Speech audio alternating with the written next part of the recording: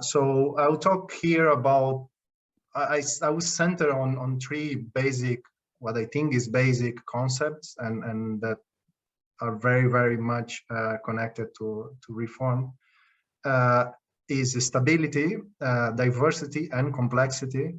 And of course, touching the idea of social and ecological systems. So not only focus on one or the other because of, well, basically, if you are talking about resources and even just the simple interaction between society and the surroundings, you inevitably will deal with ecological systems. So yeah, here you have my, I will probably publish those slides afterwards, so you can actually access online. So an outline of my presentation is basically, I will start with the thesis. What I understand is the thesis of the seminar. So basically, at least my interpretation of that kind of premise of the seminar, and then go through several definitions from the basics, but actually those definitions are basically mine. So it's not really about like dumping to you a kind of a glossary coming from a wide bibliography or something like that. It's just basically trying to define some concepts in order for us to talk. And even if you don't agree, or you think that I'm not like skipping, for example, an aspect of a definition, of course you can discuss, but the basic point is not really to find common definitions, just to lay down some common ground. And then I will briefly explain what, based on those definitions and coming from that thesis, what is the working narrative that we can have, still very abstract. So I'm not entering in exactly case studies or even specifically on what we are thinking of. So society is using resources and transforming with it. And also I will introduce some caveats and challenges of this kind of narrative or even this kind of approach. And probably those will be tackled in later presentations, so by Michael Ross, but also other presenting the same seminar. So the thesis, is eventual failure of social institutions. So we can say society here, but basically we are thinking about institutions, so some kind of a structure. And we are saying that this failure is a consequence of the same mechanisms that are bringing or making that institution a success. Sorry. So basically, the cause of the rise is the cause of the fall. No, so this is the main idea, and we are also implicitly saying here is that the collapse or this kind of downfall is actually intrinsic and proportional, maybe, to the emergence of that structure. So to tackle this thesis, I'm actually going through very basic definitions. The first one is system. So I do believe that with all the limitations, the concept of system is very transdisciplinary and basically is impossible nowadays to really study at a scientific level without the concept of system somewhere in the middle. So under my definition, so that's my definition, and it's a broad one, a system is basically a set of elements and relationships between them. So very, very simple.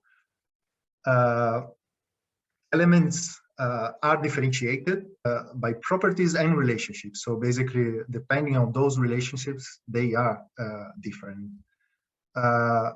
Of course, everything can be defined as systems under this definition, and quite literally, so everything. And the value of that is basically epistemological, so it's not I suppose that nobody really talking about systems is objectifying systems, although probably we'll kind of forget about it when you're talking about it. So basically, when you say social systems, we are actually thinking on the reality of a social system and not so much on how we are defining those systems. No? So I think it's kind of important to remember always that this is a construction, a mental construction. And also, I think a comparison or maybe an analogy that I usually make in my head, at least, is the idea of the systems are for models, what a thesis is for an hypothesis. So it's basically the difference is this kind of value of truth behind it, which of course is not dogma, so it's not a hard truth, but it does imply that a system is more true than a model, for example, or like a thesis or a premise has more weight, has true than the hypothesis. So going towards our end, we should just advance to the dynamic system. So we're not interested really here on any system, we're interested on dynamic systems, dynamic systems, which basically are dynamical because they have changing time.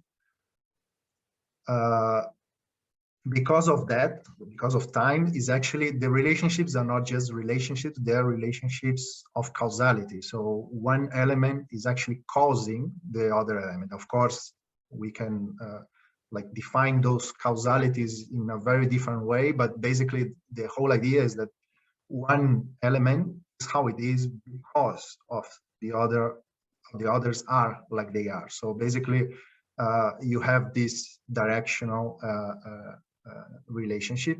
And also the important thing here is that you have a sequence in time. So they are determined by elements in the previous moment, whatever moment means in the context. So that also is important. Talking about this change, of course, we need to define what is actually a system state. So a system state, at least mathematically, can be defined as a set of variables which are the actual ones changing. So we can actually relate to states by the change between them in terms of those variables. And of course, the system state itself is the collection of those values in a given moment.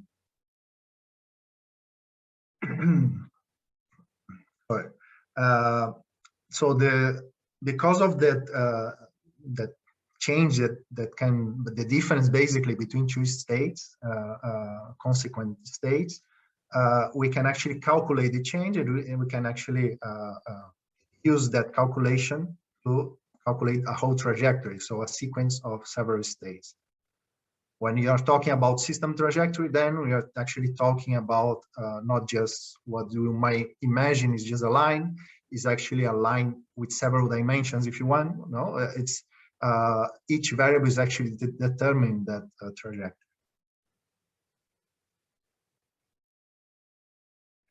So also related to that is the system structure. So the system structure is the relationships, but also not only just the connections between variables, but actually the idea that those connections have a pace or have a direction. No? So basically, when you are treating them mathematically, we are talking about parameters, which here in this example that I put it here, basically the numbers, the magical numbers that I am inserting next to the letters, and which are the ones actually changing or regulating the change between the two moments. Of course, those parameters, if they are just fixed, they can be considered constant. So if we are in a discipline that can say that something never really changes, we can say it's a constant. But that, of course, is a methodological decision. And the most interesting part probably is actually to explore the parameters. So all those parameters can be actually varied in an experimental sense, where you can actually gather different maps of trajectories. No? So that's one of the advantages of studying systems like that. An important definition, maybe a bit marginal, but it's still important, is the idea of closed system. So, a system will be closed or considered closed if there is no relationship whatsoever with the external surroundings. So basically, if it's basically closing itself, and that means that in causality, is expressed in causality. So the system itself is independent in terms of causality. In physics, they tend to separate between isolation of matter and energy. So basically, different levels of this kind of closeness. But it's still closed systems are basically a thought exercise, not real in terms of empirical reality. So basically, we cannot really verify any closed system because verifying it is actually, yeah, basically you either interact with it and the system is not close to you, or if you are in a closed system, basically you cannot observe outside the system to verify its closeness. So basically, it's a logical problem here. Then we have open system, which is actually the one that we are always trying to deal with. And the open systems is determined, of course, by at least one relationship with the surrounding. Of course, normally it's more, but the whole idea is that actually you have the system being fed by the surrounding and feeding potentially the surrounding. So basically you have this kind of exchange in the borders of the system. And any external element to that system is actually only interested in the way they affect the inner element. So basically we consider, for example, a system that for example, you want just to understand a company, no? And you say, okay, the income is a input, but we are not really interested on how that income comes by. You know? So basically, we can have a system that just considers that as an input. And another way of thinking about it is just in the black box metaphor, you can actually just put something in and get something out. You know? So, which is not really our objective here, because normally you want to understand the system. So one question that I may leave it here, maybe it's too methodological, but I think is an interesting thing to think about is at one point parameters could be actually considered inputs. So they are kind of external to the variables within the system, but they are part of the structure of a system. So it's a blurry definition. That's my point here, is basically we can use those definitions, but always keep in mind that yeah, there is always some kind of blurry area between them. So this has a kind of clarification, or further clarification, is the idea of system size. So we can generally say that the system is larger or smaller, but we are normally dealing with three different ways, at least, of being or having this size. The first one, maybe the most obvious, is the number of elements. So the more elements that you have in a system, the larger it is. That determines the dimensionality of the system. So if you are considering, for example, population has just one value that has one dimension, but that's actually if you have the population and the income or something like that. So you create a new dimension for the same population. So you in the same system, if you are considering them to be in the same system, you are increasing that dimensionality of the system. It also implies that the number of relationships in the system is normally referred as size, not necessarily, but is something that we must consider as size. So the more connections that you have between those elements, the larger of a system you have. is normally said as connectedness. And finally, of course, the physical space-time scale of the system is also referred as a system. So you can have even a simple system for Earth can be considered greater than, for example, one for biological organisms. No? So you have this strange dichotomy between meanings of size, but basically, I think it's a good idea to just keep in mind that they are those ways of being larger or smaller. That also leads to the idea of complex systems. So we can consider, of course, many things as complex, but here I'll just focus on what I actually believe to be the definition of complex in this sense. So the first one, and maybe I think is the one that always comes to mind, is that the elements of a system can be considered systems themselves. So basically, you kind of break down that aggregate simplicity of a system that you define. And of course, this is relative. So if you don't have a simpler system than that, you won't necessarily think it's more complex, of course. But well, it does imply that it has some kind of nestness. So basically, you have something that has some kind of identity within a larger system. So you can have, for example, dynamics that are faster and localized within a system that has slower dynamics and more large-scale consequences. So also a complex system is normally at least correlated with a great number of elements and relationships. That it's kind of a difficult area to say if this is a requirement or a consequence of being complex, but basically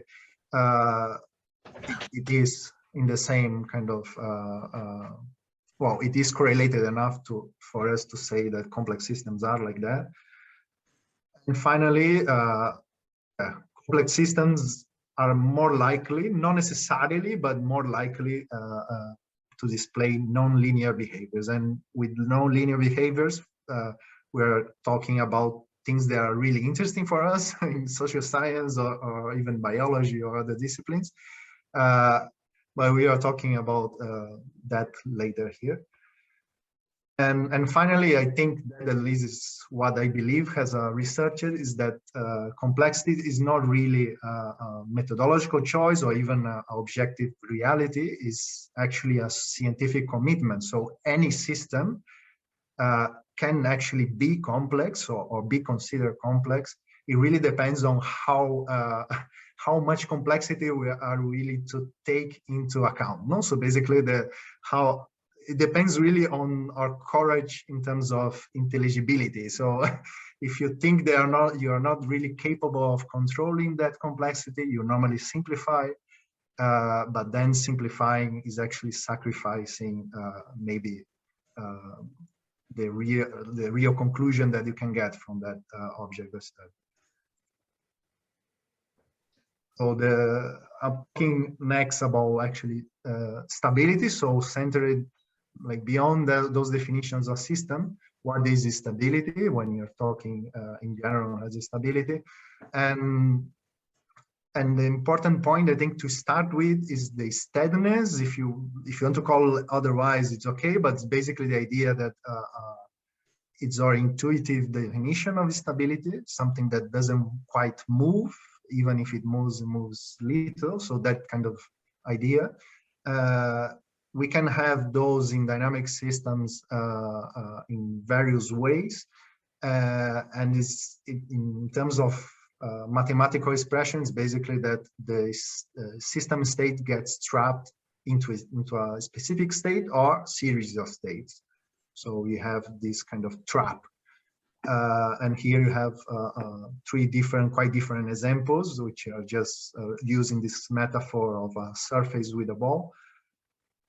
And the idea here is that, of course, steadiness doesn't necessarily mean stability, and stability only comes when you actually perturb that state and the trajectory comes back to the state. No? So basically you have this kind of return. And of course, that implies that you actually have perturbation, because yeah, if you don't really know if one is stable or not. So, and the real reason of behind the stability, so why that happens, why that return happens, is mainly related to negative feedback. So if you don't really have any kind of negative feedback, you don't have a return. So basically, if you think about in very simple terms of in mathematics, you can have a number that gets increased by a constant, and that will just increase and increase. So basically, you don't really have any kind of steadiness, of course, but also though that like stability is impossible, basically. If you have something counteracting that growth, so if you have a constant that is dependent on something that is varying with the size, for example, so you get the loop closed, you can actually get some kind of stability. So whatever kind, but you can have this, if you imagine in a graph, you can have the graph going back down and then back up or whatever. No? So you have some kind of variety in the trajectory. Positive feedbacks that can actually exist too, they have the opposite effect. So if you have that amount that increases with the constant, if the constant is actually only related to the same amount, you can actually have exponential growth, for example. No, you can have a growth that even more pushes away from any kind of steadiness. So here, just kind of overview is not really that important maybe for us, but I think is a good idea to have behind our heads is the idea of attractor. Of course, attractor is this kind of steadiness that comes with stability. So you have trajectories converging into attractors. Here you have two cases of stable attractors in terms of regular, if it's more correct, regular attractors. So attractors that actually can be defined as one single state or a series of regular states. So like, for example, oscillation. And then you have what in physics normally, or in mathematics is really called strange attractors, which is basically, it is stable in the sense that is within a region of the variable space. So you cannot really just have, for example, exponential growth, but it's not regular. So you cannot really predict within that area, you cannot really predict where the system state will be at a certain point.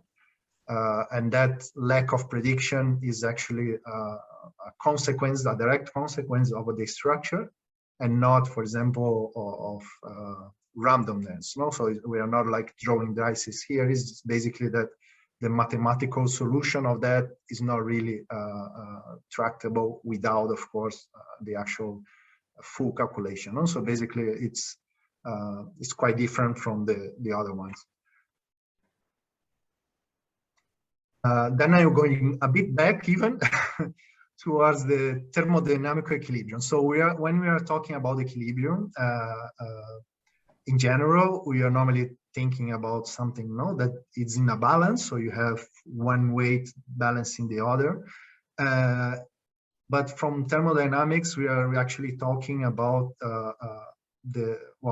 basically, based on laws of thermodynamics, we have energy tending to be diffused. I would just leave it like that, just not to be too deep into the subject. But the whole idea is that that direction of energy diffusion is actually determined time. So change is only possible because energy is not already diffused. No? So you have differentials and potential change to happen, and the direction of time will always bring you to a state with less potential for change. Well, yeah, the fact that we actually, when you are talking about time, we actually depending directly on that, and that it's supposed to be at least applicable to any kind of physical system. And the idea also following up that thought experiment of the closed system is actually, if a system is actually closed, it will converge into basically the end of time. So basically you arrive at a point that change is not possible at all, and then just die. And also in the terms of the system.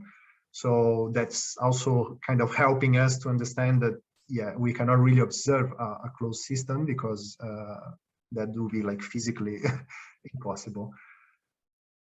And then I will bring you back to the homostasis. Homostasis here, you probably heard about this concept or use even that concept, but it's basically the idea that a system can be kept away from that equilibrium, so can be maintained in the potential for change indefinitely. But that, of course, requires some complexity. So you cannot really have certain, like, you cannot have very simple systems keeping successfully homostasis. At least that seems to be the reality that we observe. No? So you do observe that, for example, life can maintain homostasis, while other systems can just like sprout a bit of homostasis and then dissipate. No? So you have this kind of general pattern in the universe, and that, of course, related to us in the sense of being more complex. The whole idea of homeostasis is that actually the system is able to keep the inner order or the inner structure it has by using up energy from outside. And of course, that means also that that homeostasis can be built up, and that we may call it emergence or self-organization. But the whole idea is that actually the system itself is able to create new structure to sustain or better sustain this homeostasis.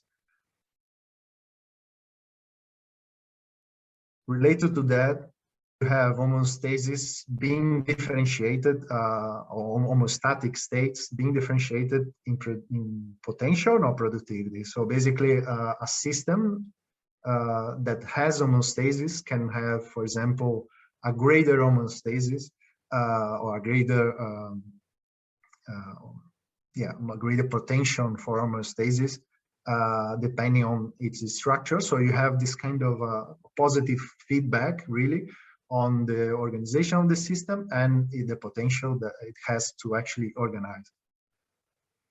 Of course, at least in observation, we can say that productivity is related to system size. So the larger the system in all those senses, is actually more probable that you will be able to maintain that homeostasis.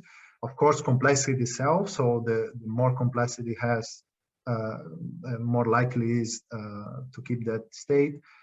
And also, stability will be a main consequence of that productivity. So if you think about in like in very basic terms for us, you can actually say that, of course, a larger thing would be less likely to just fall into nothing. No? So basically, or this structure completely, because you have more to actually do that. No? So you have more resources or more materials to actually have a buffer margin to change.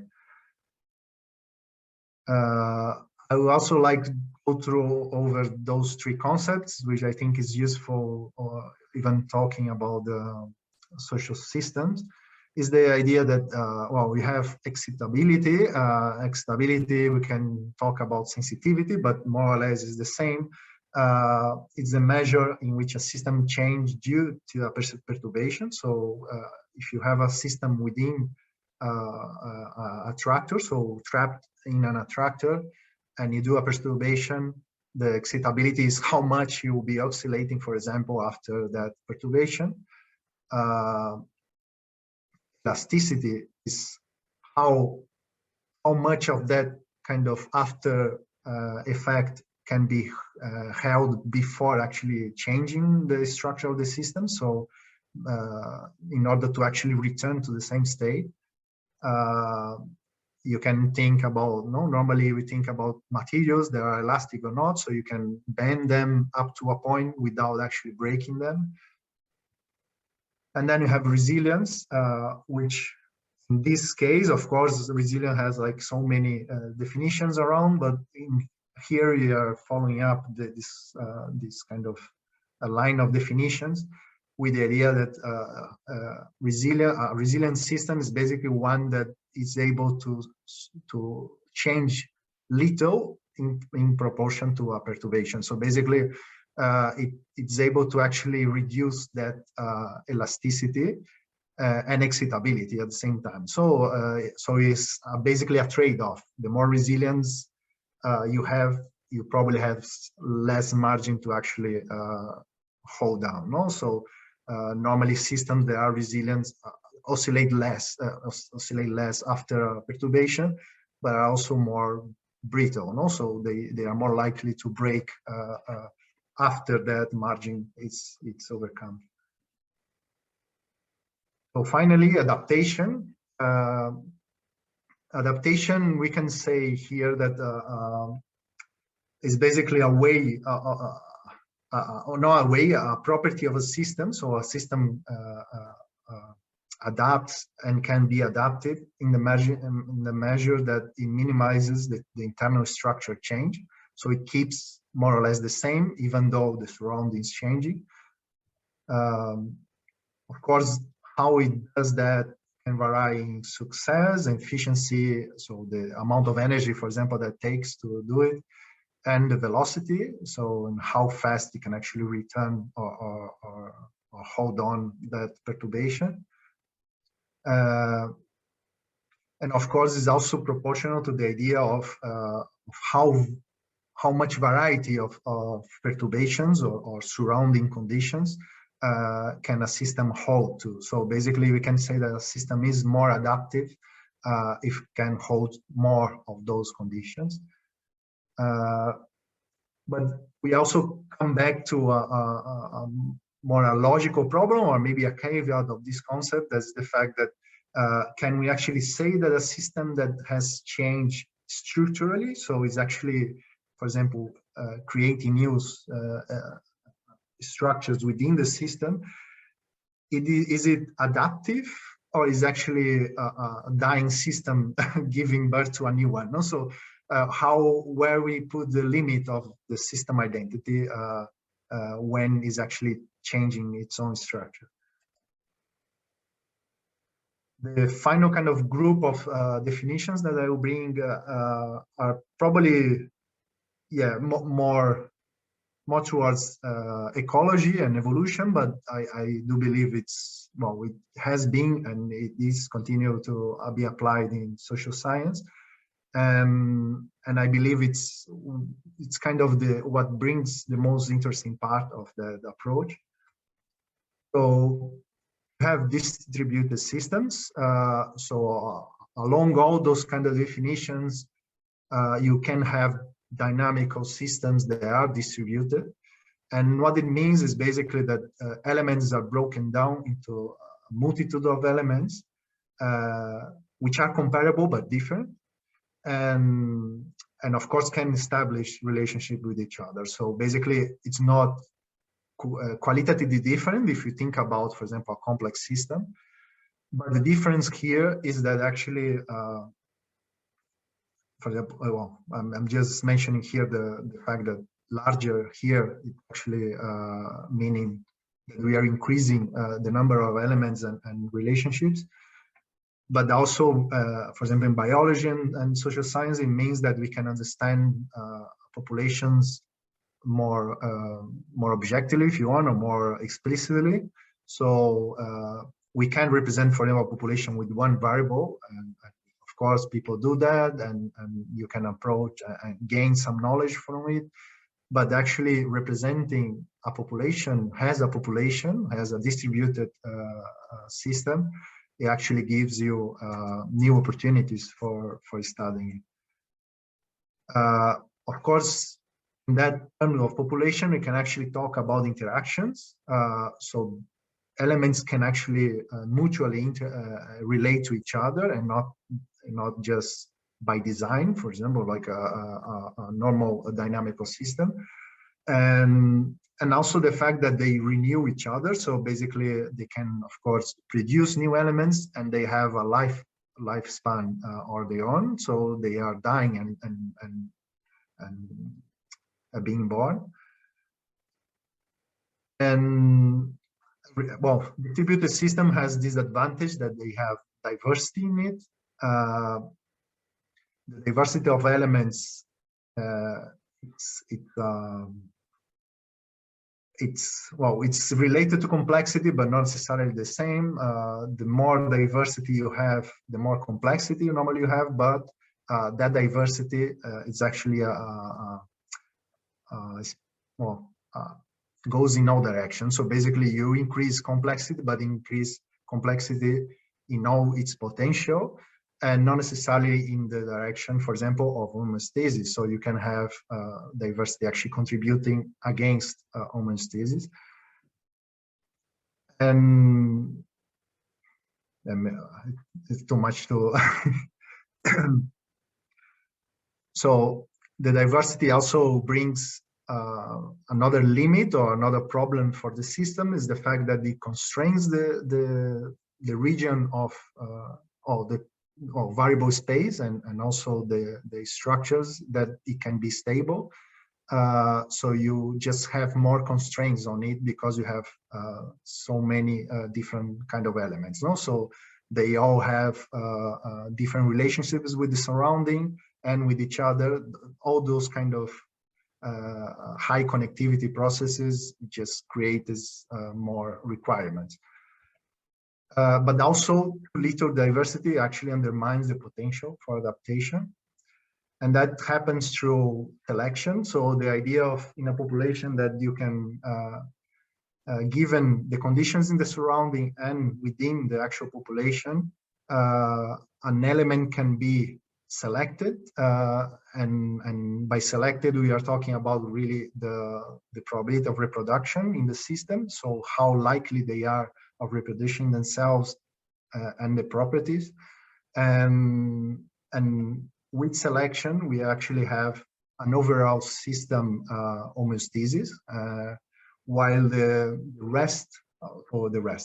unities of the system, the elements itself, they come and go, and that's not really necessarily, in their case, is not really necessarily adaptation. Also, just a way of thinking that, of course, we can say that a system is adaptive, but not necessarily the elements are adaptive. No? So,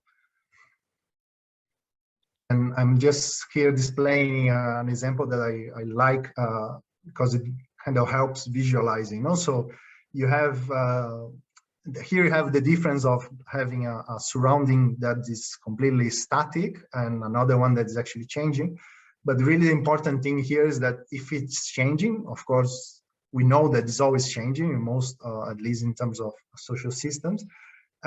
We do have this kind of sacrifice of elements and renewal in the other side. No? So you have the bottom plot here, you can see the movement is not actually a movement, it's just the selection pushing the whole population towards one attractor or the other. No? So you have, well, this kind of different at least two scales of the process that are paint the picture very different. You know? So that all brings me to the working narrative, which I'm actually talking because I couldn't really find an image to represent it, so I'm just displaying it, yeah, hopefully briefly. Well, one of the things that actually motivated me for thinking in those terms is the work by David Rindos on the origins of agriculture, and of course it's coming from ecology and or biology in general.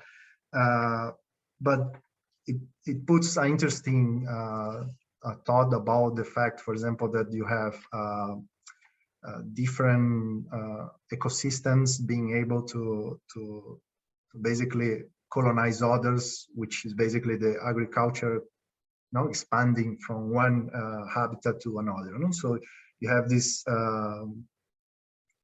this kind of process, which is actually just one process of many that humanity engages. But it's interesting, the idea that you have, well, it raises the point that a complex system can be stable globally, while locally is unstable, and you have rise and collapse every time. No, so you have this kind of different scales of the same process, and more importantly, you have successive events where you see that process. No, so you have what we can, at least in terms of variables, you could say, oh, it's oscillation, but maybe that oscillation is just not something that is predefined by the aggregate structure. Is actually something that you can look at different scales. And so imagine that a system, so a system is under a stable state, so stable conditions and a stable state. It has some level of diversity and complexity, and tends to increase that diversity and complexity due to system growth. So basically, the parts are growing. If you have a population, you have this reproduction. You have a favorable condition for the reproduction, and you have selection, which are selecting for better, well, elements that are increasing the productivity of the system itself. So more homeostasis and more capacity for emergence. But the system growth is actually a logistic process, and that I believe it's the most important part probably of all the negative feedback considerations, is the fact that everything is limited. So in mathematically, you can say, okay, you have exponential growth, for example, it's okay. But then in any kind of physical bound systems, everything is limited at some point. So we do have space that is limited. You have resources. Any kind of resource is somehow limited, even if it's renewable, for example. And all of those limitations actually create logistic relationships, and not so much any kind of relationship. So you do have, in that point, I would like to have actually a plot, but you can have rate of change and the size, and you have a parabola. So you don't have something, well, that's just a line, for example, or something like that. You can actually have smaller size, increasing that rate of growth, not change. And then after some point in size, you actually have decreasing rate of growth. That, of course, in economy, it's quite common to think about in terms of diminishing returns in one side and grow economy to scale, or return to scale, sorry. So basically, that idea is more or less in several disciplines already, but this is a quite important one, and I think it's quite important to actually have it on as a basis for this idea of negative feedback in social systems. And over this, we actually have the capacity of the system of reproduction and selection. So basically, the idea that there is this process, the evolutionary process happening on the elements. So while it's growing, selection pressure is intensified. That selection pressure creates a kind of a positive feedback, but then all other negative feedbacks are actually decreasing and playing against it. Diversity is also giving more option to selection. So if you think about that plot that goes on and in terms of attractors, you can actually have both of them at the same time. So you can actually have the population splitting and being selected for two different attractors. No? So stable situations where you can actually have good productivity. And well, because we say also diversity will decrease the efficiency of homostasis overall, even if there is this kind of separation. And actually this separation itself will fragment the system, or is more likely to fragment the system. So you end up having two systems that are more or less independent instead of having an integrated system. And that's, for example, in biology, we think about speciation. So you have populations that increase so much and span in space so much that they become separated. But we can actually think about other kind of separations as specialization in other contexts, such as in cultural evolution in social systems. And then all this process, if you actually have conditions changing, even if it's sandling or just becoming more fluctuating, you do have the system having more tension to actually break apart. No? So you have this kind of push of saying, okay, you cannot really just keep everything, and you need to either decrease your complexity, or what's kind of the same is just breaking apart into several separate parts that themselves have less complexity. So that brings us to like the main point that I want to make is actually to think of social systems as populations of social systems, and not so much only of in terms of populations and then a social structure, but actually that this kind of nestedness of complex systems actually allows us to think about how we can just break apart a social system without completely erasing the population, of course, and that breakout actually allows overall system, and not necessarily social system, but a system that actually encompasses all social systems in relation to each other. It creates a population where you do have selection for a social system that works better for the homostasis of that overall system. So I know it's a lot maybe to think about it, but well, I'm sure that Michael Rose actually addressed that point much more, but I'm just putting it out there. And in terms of caveats and challenges, I'll bring a few points, and I would like that to be actually points for us to discuss later on.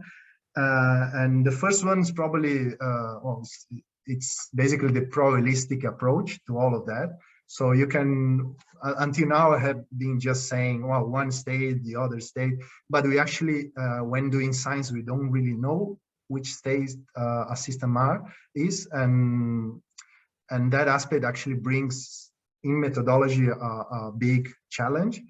And things like Asian-based modeling try to address that with, for example, randomness and other methodologies, just to try to say, okay, you are not saying that happened, for example, but they actually try out several simulations and you give some kind of trend. No? So this approach, I think, is also important to address that complexity and that process. So to actually demonstrate that process, we need to take into account probability instead of determinist states, and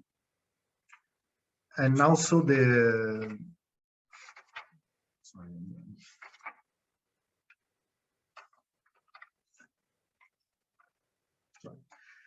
and also the discretionality of those scales. So we are talking about how a complex system can lose complexity and break down. Of course, that makes sense in abstract, but then if you have actual society, you have multiple dimensionalities of that scale. We have been talking earlier with Michael Ross about it. So of course, a single person, for example, can have several roles depending on the context, the social context. So that already creates like different groups that overlap with each other. So what actual level of complexity is going through that process and which level is not? So what actually social group is more stable if run than the others? And one author that I wanted to mention here, but I couldn't really bring his content to it, but probably several of you already know him, Durkheim, with his historical dynamics. He actually emphasized a lot on the fact that we should, in social science, we should actually focus on negative feedbacks within society. So in the terms of society, and not so much only on ecosystems and physics. And I think it brings a very important point for us on how social institutions react to those perturbations in the surrounding, is the fact that you have trade-offs of organization. So you do have social groups, different social groups competing, all of that, and that plays a role. But actually, the main limitation for social organization is the fact that you actually always have some kind of a trade-off, no, or a limit to how much you can organize and still be efficient doing it. So that might be one of the main ways that you can approach the subject. And of course, lastly, and that's also a criticism to Durkheim, is the fact that we should not really obsess on the idea, or at least the appearance, of cyclic processes. In nature, cyclic processes is not really that common. We tend to study them like in theoretical frameworks, in mathematics or physics or other disciplines, but basically, if you add a bit of complex to a model that has oscillation, is more likely to not be oscillating anymore. So that is something that people that are not doing the models are actually not that aware, I think. And even in case of Durkheim, for example, I believe that he has over-interpreted a lot the oscillations, apparent oscillations, for example, in empires throughout history. And that, of course, it only applies if you simplify it up to that point. Also, that creates, I think, a kind of a blindness in terms of how simple a theory can be to approach that subject. And yeah, I'm probably leaving that. Sorry if I took more time. And I hope that the set of definitions actually helped, and the narrative, it's representing at least part of what you already think about the subject. And of course, if not, I will be open to criticism on